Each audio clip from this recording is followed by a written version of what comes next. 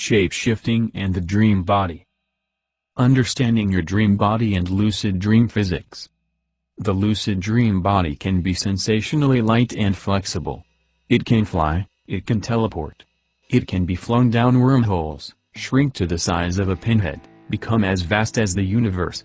It can disappear and leave us existing as a bodiless point of conscious awareness. In a dream body, we can experience intense sensations, including ecstasy and pain. When I fly in a lucid dream, every pore of my skin tingles and sings. It's like having a head massage, energy flows through me and it feels amazing. The dream body can also seem realistically solid, making it possible for us to practice sports skills and acts of motoric precision, as shown in scientific research studies described in Chapter 10. We can transform the dream body into non-human forms and become a dream giraffe or a dream waterfall. The lucid dream body has lessons to teach us, and perhaps the first is mental flexibility, since its only limits are those that we impose with our limiting expectations and beliefs. If we take a flexible attitude towards the dream body, we'll get to experience much more of its potential. How to recognize the dream body. When we inhabit the dream body, it can feel astonishingly real, albeit with its own peculiarities. Recognizing the feel of the dream body can act as a highly effective lucidity trigger. The lucid dream body may well feel slightly different for everyone. Some people report chills or an all-over tingling feeling upon becoming lucid. Just as intense emotion and an adrenaline rush can make our physical body get goosebumps, so the lucid dream body seems to react to the excitement and pleasure of realizing we're dreaming. For some people, becoming lucid sends an instant erotic signal to the dream body and they find themselves close to orgasm. Others feel alive and light. One prolific lucid dreamer told me she feels intense tingles going down her scalp and spine during lucid dreams. Both of us also regularly experience head tingles while awake. This is known as autonomous sensory meridian response, ASMR, and for me these head tingles extend to become full body sensations when kinesthetic movement in a lucid dream is especially intense, for example, when I'm flying. If I do yoga in a lucid dream, my whole dream body buzzes and seems infused with light, and these wonderful sensations often persist for a time in my physical body after I wake up. Most often, when I'm in the dream body I simply feel floaty, and will often realize I'm dreaming because my feet drift slightly off the ground. Ask yourself how your own lucid dream body feels. Does anything you do in the waking state remind you of being in your dream body? Transform the lucid dream body. One of the many wonderful things about the lucid dream body is its ability to shape-shift. Many lucid dreamers have experienced themselves as different animals, plants, or geographical features. It's quite something to feel your human shape transform into something else, and it can be startlingly realistic on a sensory and kinesthetic level. As a lucid dream eagle I've felt the weighty flap of my wings at takeoff and my body balancing on the air currents. In a lucid dream where I transformed into a dolphin, I experienced the powerful surge of my body underwater and the sun glinting on the tops of the waves as I leapt out of the sea. I've lucid dreamed of being a bouncy ball, a point of light, an expanding star, and a floating eye, and I've had many entirely bodiless lucid dreams. Once while dreaming I recalled a friend of mine saying, "Freud says everyone has an inner tree." Wondering what my inner tree looked like, I glanced down at my dream body and saw a vibrantly glowing green tree inside it. I breathed through that tree. It was a fully oxygenated, alive part of my body, inseparable from my cells and my blood. I was the tree and the tree was me. Wow, I thought. Freud was right. On rare occasion, we can even find ourselves inhabiting two different dream bodies simultaneously.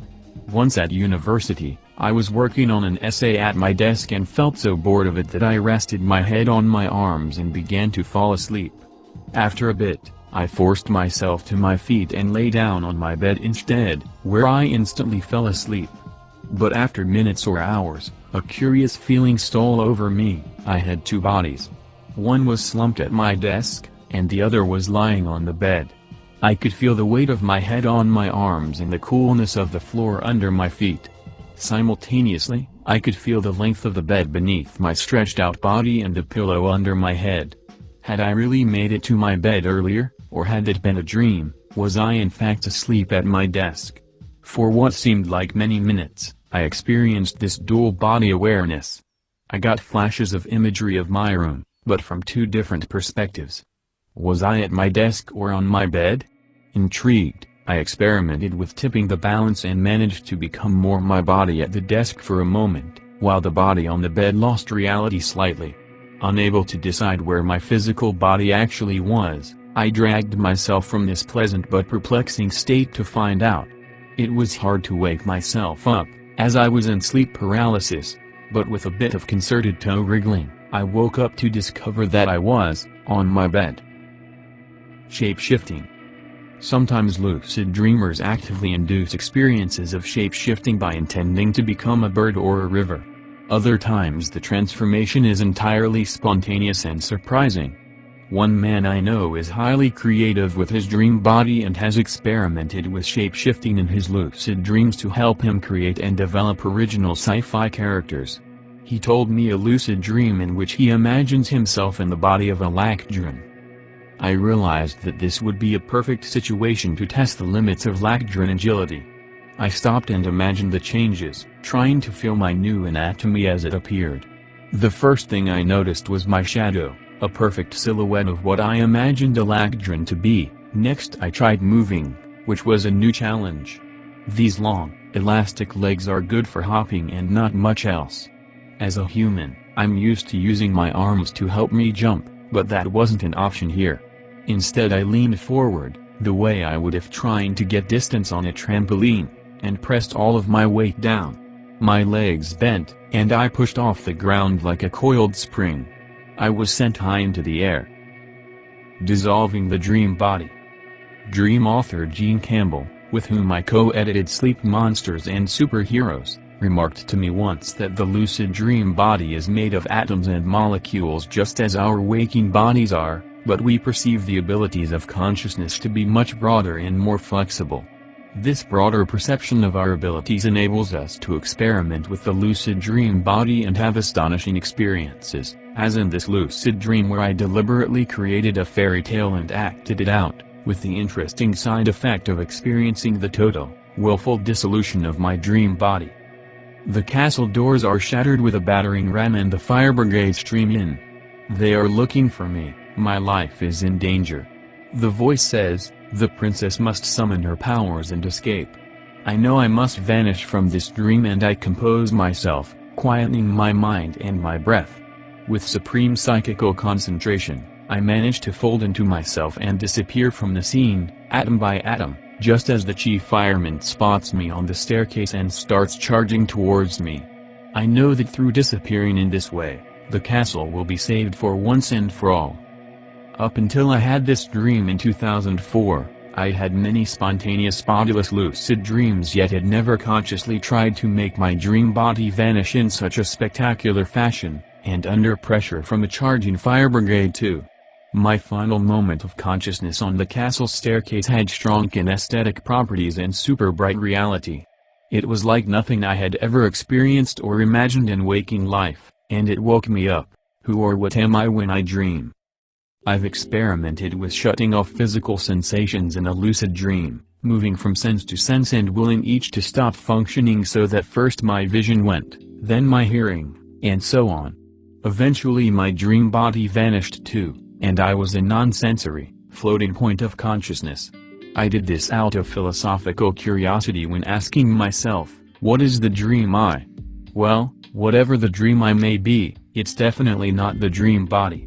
Just as in waking life we are more than our physical body, so it is in dreams, only in dreams this is much more easily verifiable.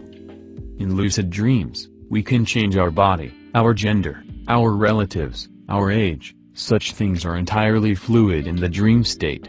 When my daughter was 4, she reported a lucid dream of being a 91-year-old in a wood with lots of trees.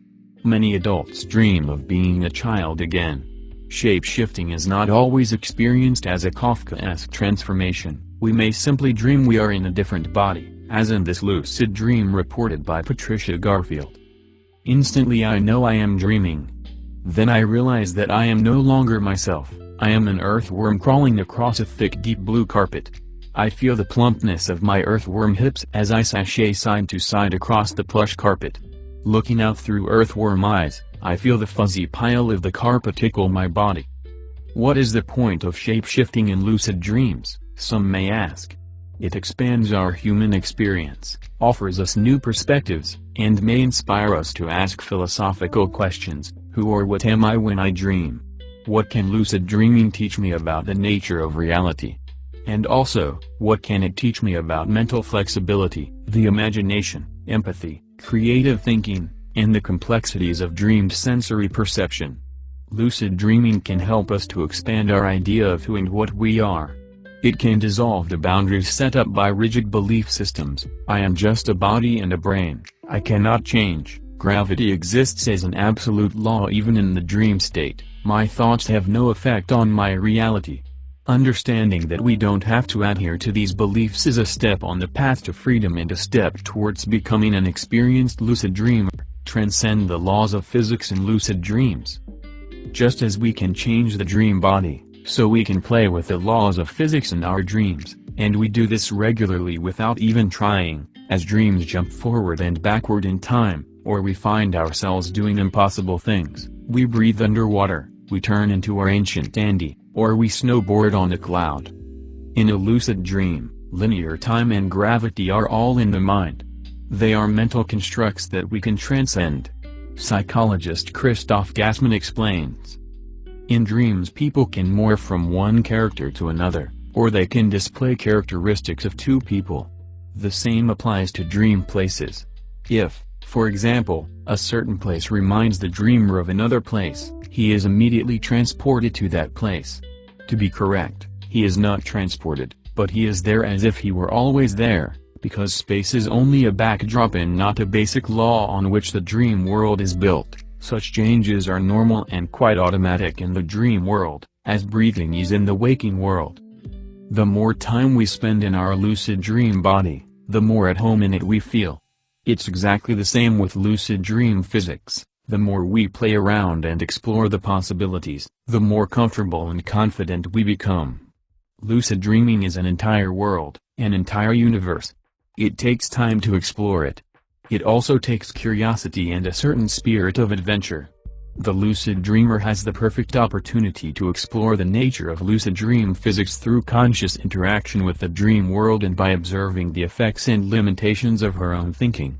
Expectation is an extremely powerful force in lucid dreaming, and if we are able to release our habitual beliefs, such as time is linear, gravity exists, if I want to travel somewhere I must open doors, descend stairs, catch a bus, then we will find the dream world opening up to us in wonderful ways. Luigi Sambarella of the Monroe Institute shared his thoughts on this with me. The environment is thought responsive, so just thinking about being somewhere is enough to put you there.